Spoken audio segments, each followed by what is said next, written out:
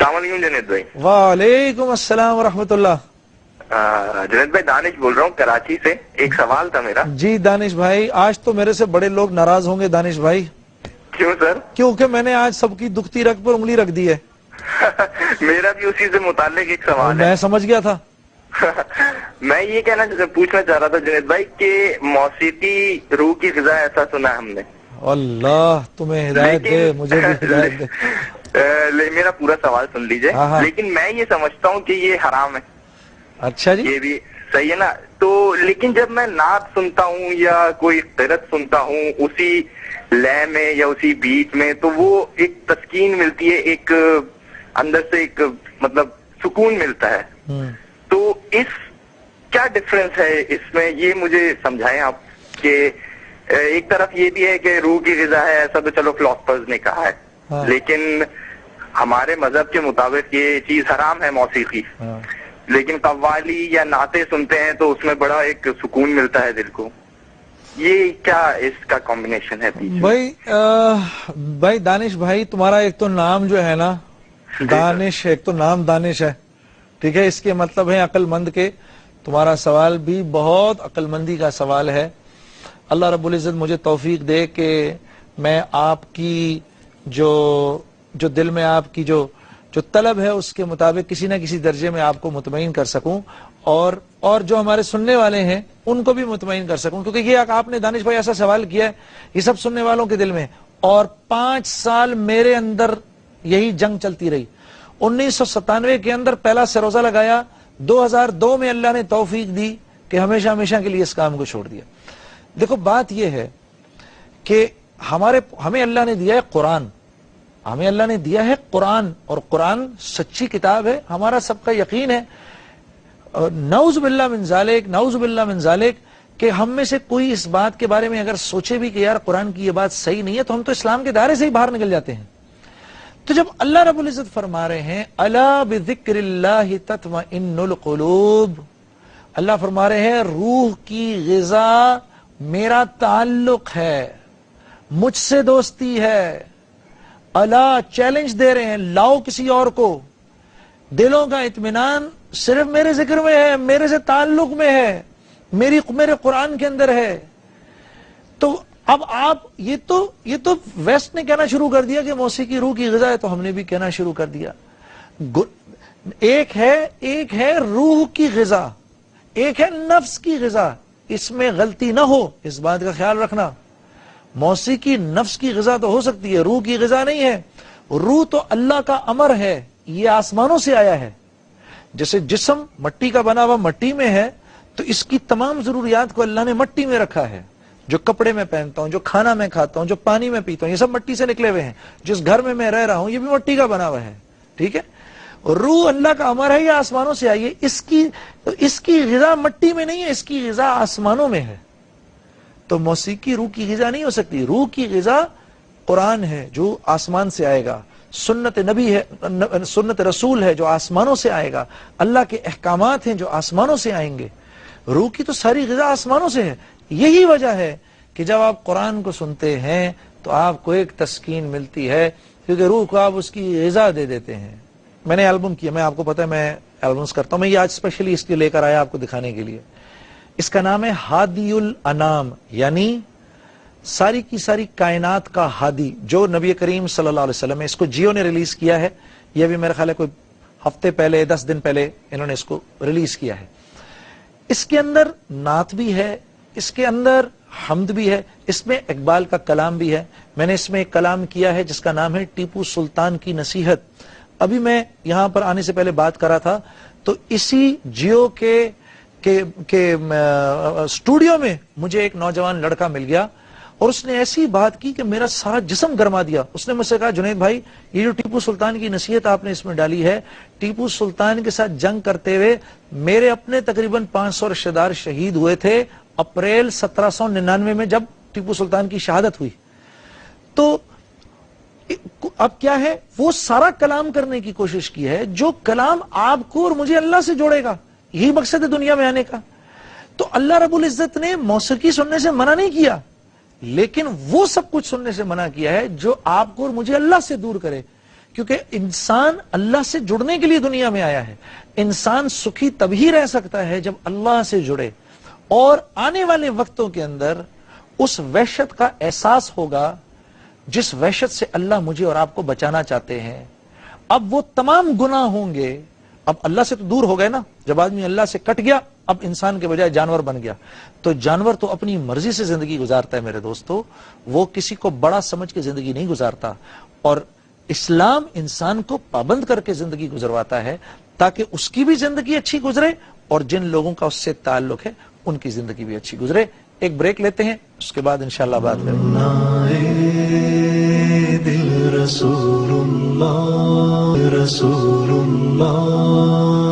السلام علیکم and welcome back. یہ جو آج میں نے ٹاپک آپ کے ساتھ ڈسکس کر رہا ہوں, میں جانتا ہوں یہ بڑا اوکھا ٹاپک ہے, نہیں چھوڑی جاتی, موسیقی نہیں چھوڑی جاتی, اتنے آرام سے نہیں چھوڑی جاتی. ہمیں خود 5 سال لگ گئے. 5 سال مولوی طارق جمیل صاحب میرے پیچھے پڑھ پڑھ پڑھ پڑھ. ادھر میں کانسرٹ کر رہا ہوتا تھا, 8-10 ہزار آدمی سامنے بیٹھا ہے. میں کانسرٹ سے جیسے ہی فارغ ہوتا تھا تو باہر مولانا کی گاڑی کھڑی ہوتی تھی, وہ لوگ مجھے مسجد میں لے جانے کے لیے تیار ہوتے تھے. تو اللہ کے فضل و کرم سے یہ موسیقی انسان کو جس گناہ کی طرف دھکیلتی ہے, اس گناہ کی طرف گرنے سے پہلے پہلے یہ نیک لوگ مجھ کو سنبھال لیتے تھے اور اپنے ساتھ مسجد لے جاتے تھے. مسجد جانے کے بعد میں گھنٹوں بیٹھ کے روتا رہتا تھا, یا اللہ میں کیا کر رہا تھا ادھر, یا اللہ آپ کتنے ناراض ہوئے ہوں گے, اس امت کی بیٹیوں کو میں کیسے نچوا رہا تھا, اس امت کے بیٹوں کے ساتھ میں کیا کر رہا تھا, یا اللہ مجھے معاف کر دے, مجھے معاف کر دے. اتنا میں روتا تھا, اتنا میں روتا تھا. آج یہ آپ سے باتیں میں شیئر کر رہا ہوں 10 سال کے بعد, اور اس لیے شیئر کر رہا ہوں کہ میں یہ سمجھتا ہوں کہ آپ ہی لوگوں میں بے شمار ایسے بیٹھے ہیں جو بالکل کونے پر ہیں. ایک ہلکی سی چھلانگ لگانی ہے اور اللہ رب العزت ان کو توبہ کی توفیق دے دیں گے. ہلکی سی چھلانگ لگانی ہے. میرے عزیز دوستو, زندگی میں جب تک آہستہ آہستہ آہستہ آہستہ گناہ نہیں نکلیں گے, اس وقت تک نیکی کا زندگی میں آنا بڑا مشکل ہے. نیکی کرنا آسان ہے, گناہوں سے بچنا زیادہ مشکل ہے. تقویٰ کس کو کہتے ہیں؟ گناہوں سے بچنے کو. ہاں میرے دوستو, اپنے اندر یہ ندامت پیدا تو کر کے دیکھو. ہاں آپ دیکھیں گے, میں آپ کے سامنے سچ کہہ رہا ہوں, اللہ اس ملک کے حالات کو بدل دے گا, اللہ بدل دے گا. اللہ کو ہماری تھوڑی سی تو ندامت چاہیے. اللہ رب العزت تو بے باک آدمی سے ناراض ہوتے ہیں. وہ کتنا کریم ہے. سنو, میں قرآن کی ایک تمہارے سامنے آیت پڑھتا ہوں. غافر, اعوذ باللہ من الشیطان الرجیم, بسم اللہ الرحمن الرحیم. غافر الذنب وقابل التوب شدید العقاب ذی الطول لا الہ الا هو الیہ المصیر. غافر الذنب, گناہوں کا معاف کرنے والا, قابل التوب, توبہ کا قبول کرنے والا, شدید العقاب, ہاں زبردست سزا دینے والا, ذی الطول, لیکن بہت زیادہ عطا کرنے والا. تو یہاں اللہ نے اس آیت میں اپنی 4 جو صفات بیان کی ہیں, اس میں سے اپنی 3 صفات تو ایسی بیان کی جن کو پڑھ کے, جن کو سن کے اللہ کے بندوں کی اللہ رب العزت سے ظرف بڑھ جاتا ہے, اللہ رب العزت سے گمان اونچا ہو جاتا ہے. ایک میں یہ بتایا کہ دیکھو میں سزا بھی دیتا ہوں, اس لیے بالکل بے فکر مت ہو. تو اللہ تو غافر الذنب ہے, یا غافر الذنب اغفر لی, اے گناہوں کے معاف کرنے والے میرے گناہ معاف کر دے. یا قابل التوب اقبل توبتی, اے توبہ کی قبول کرنے والے میری توبہ کو قبول فرما. یا شدید العقاب لا تعاقبنی, اے اللہ مجھے اپنے عذاب سے بچا, مجھے عذاب نہ دینا.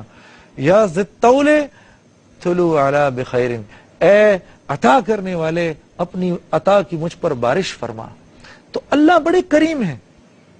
ذرا سا اللہ کو دکھانے کی ضرورت ہے کہ میرا بندہ نادم ہے اپنی غلطیوں پر, اپنی پچھلی زندگی پر. آپ 1 قدم جائیں گے, اللہ 10 قدم آئیں گے. آپ چل کے جائیں گے, اللہ دوڑ کے آئیں گے. ایک جاتے جاتے آپ کو ایک بت پرست کا قصہ سنا دوں کہ وہ کہہ رہا تھا یا سنم یا سنم یا سنم یا سنم یا سنم, ایک دم منہ سے نکل گیا یا صمد. اللہ رب العزت کی طرف سے آواز آئی لبیک یا عبدی لبیک یا عبدی لبیک یا عبدی، میرے بندے میں حاضر، میرے بندے میں حاضر۔ فرشتوں نے کہا یا اللہ غلطی سے نکلا ہے منہ سے۔ اللہ پاک نے فرمایا اس نے بولنے میں غلطی کی، ہم نے سننے میں تو غلطی نہیں کی، چلو میرا نام ہی لیا چاہے غلطی سے لیا۔ ہاں تو میرے عزیز دوستو، وہ ہماری بھی توبہ کا انتظار کر رہا ہے، پوری پاکستانی قوم کی توبہ کا انتظار کر رہا ہے۔ توبہ کرنے کا مطلب ایک بار منہ سے کہہ دو اے اللہ میری توبہ، تو توبہ کا آغاز ہو گیا۔ لیکن توبہ کرنے کا مطلب یہ ہے کہ اب اپنی موجودہ زندگی کو بدلنے کا عزم کر لو۔ کر لیا سب نے؟ آئیے آپ کو اپنی اس نئی البم میں سے ایک دو اشعار سناتا ہوں جو مجھے پسند ہیں۔ یہ میرے بہت عزیز دوست حسن اکبر کمال صاحب کی نعت، میرے لیے پہلے حسن بھائی نے بڑے گانے بھی لکھے، مولا انہوں نے لکھا، ہم ہیں پاکستانی ہم تو جیتیں گے، اور میرا شعیب منصور صاحب نے مجھے ان سے ملوایا، بڑا میرا ان سے تعلق، تو میں نے حسن بھائی کو پکڑا، میں نے کہا حسن بھائی میرے لیے کچھ لکھیے۔ یہ اشعار بڑے خوبصورت لکھے انہوں نے، میں یہ دو آپ کو سناتا ہوں۔ اے نبی جی ہو کرم کی ایک نظر ہم پر، اے نبی جی ہو کرم کی ایک نظر ہم پر، نور رحمت سے ہو روشن سب ہمارے گھر، اے نبی جی ہو کرم کی ایک نظر ہم پر، ہو ایک نظر ہم پر۔